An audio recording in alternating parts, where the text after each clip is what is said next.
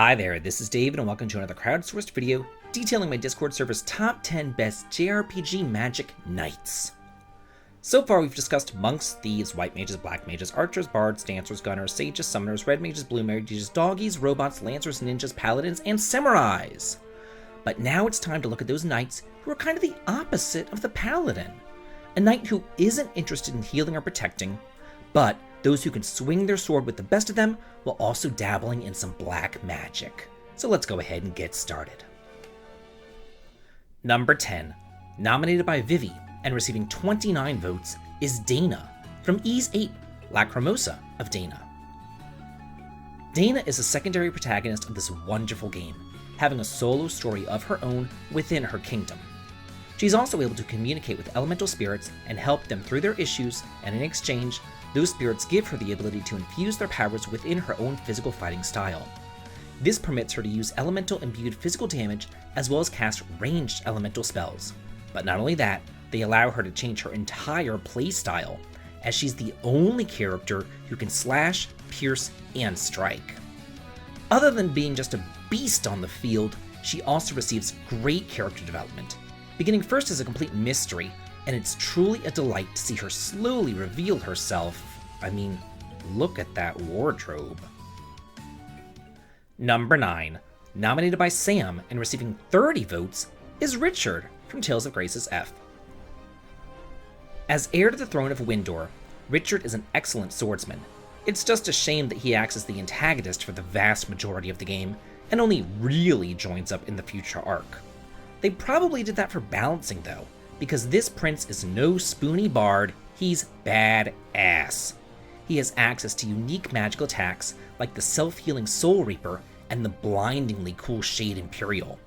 His magic attacks are quite unlike the others in the game, so adding him to your party will add welcome variety, not to mention a quality frontline fighter. But his most unique attribute is that after becoming more friendly with the other party members, he can earn titles associated with them, which then grants him the use of one of their arts. So he's like a knight, a black mage, and a blue mage all rolled into one super hot, blonde, brooding prince. Number 8, nominated by Alcast and Blackbox, and receiving 30 votes, is Stan from Tales of Destiny. This little himbo has a classic hero story. Starting out as a country bumpkin looking to go on an adventure, he stows away on an airship, gets caught, and then is told to swab the deck. But, in true hero fashion, while swabbing the airship, it is attacked, and he manages to beat the monsters away with his trusty mop, only to eventually find his way to the storage room where the Swordian Dimlo speaks to him. Unfortunately though, talking swords can be annoying, especially whenever they always point out how stupid you are, and Stan is not the smartest, so he chooses to focus on physical attacks and fire magic, rushing in with his blazing sword, flipping over enemies, and then knocking them around. He might not be the smartest guy around, but he's out to save the world with his mullet and smartass sword. Number 7, nominated by Clear and receiving 31 votes, is Rainy from Radiant Historia.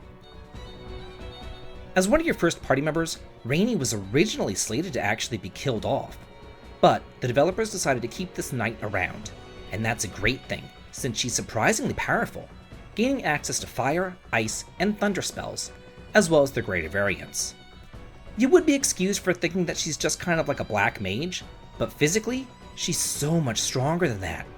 For what she sacrifices in defense, she makes up for with attack power. But not only does she have access to all the elemental attack spells, but she can also use her physical attacks to reposition the enemies around the field. So then she can stack them all up onto the same tile and then drop a fireball onto their ass, making her a great asset into any party. Number 6, nominated by Corvus Caw and receiving 32 votes, is Morag of Xenoblade Chronicles 2.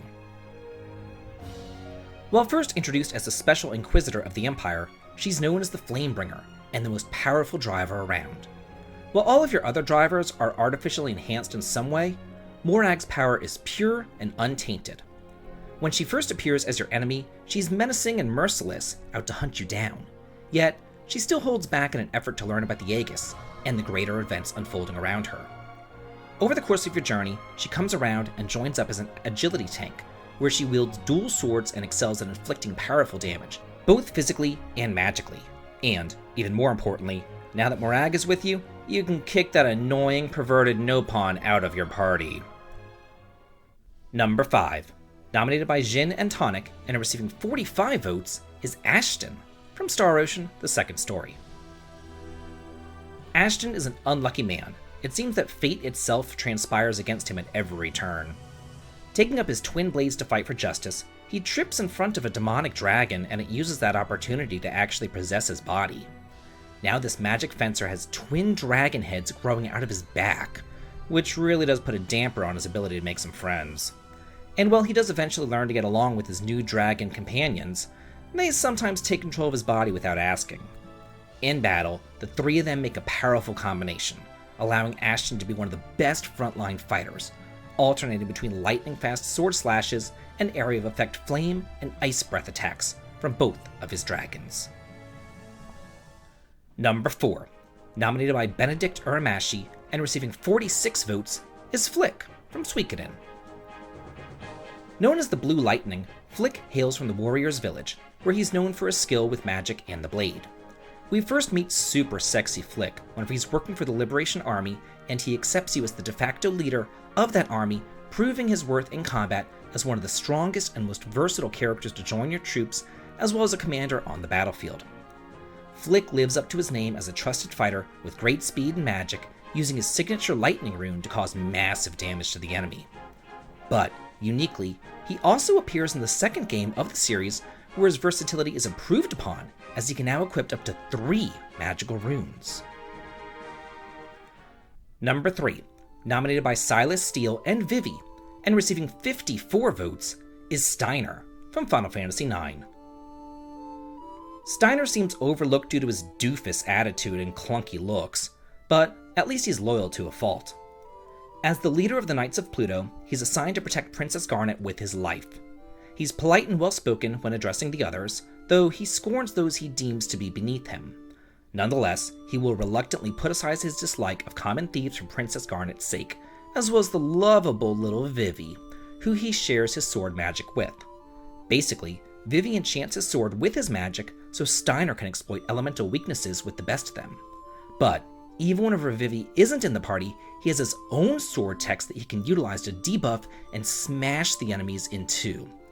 He might start off as a comic relief character, but there is nothing comical about his power in battle. Number 2.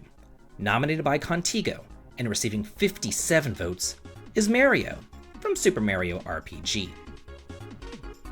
The eponymous hero of the classic series, Mario starts his journey in familiar fashion, rescuing the entirely too easily kidnappable Princess Toadstool.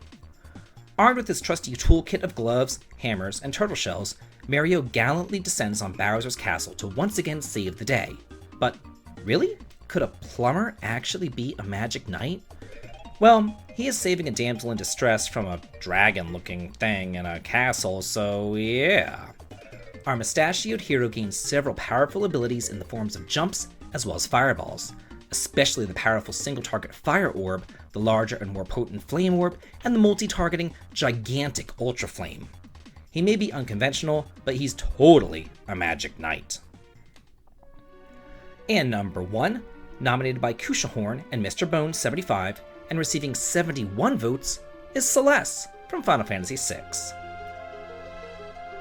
As a child, Celeste was experimented on and infused with magic, but unlike Kefka, when you first meet her, she's already branded a traitor, and beneath her proud exterior lies a woman who deserved a better life than what was forced upon her.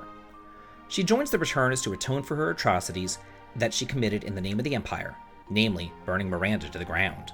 In combat, her runic ability allows her to act like a lightning rod, absorbing the MP that was used to cast that spell, and she's indispensable in the early game with great equipment selections as well as the ability to cast magic naturally.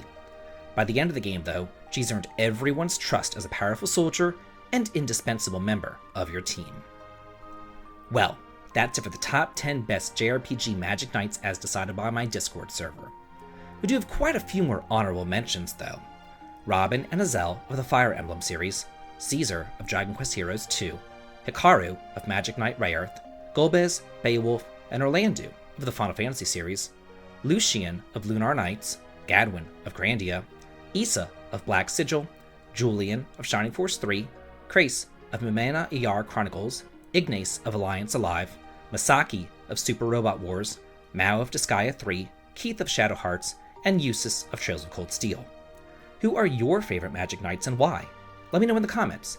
And if you like this video and what I do here on the channel, please consider heading on over to the Twitch for some streaming fun, checking out Patreon for exclusive videos and early access to my content, or coming on over to my Discord to chat and hang out. The links to them all can be found in the video description. This has been David. If you like this, please like, comment, and subscribe, and have a good day.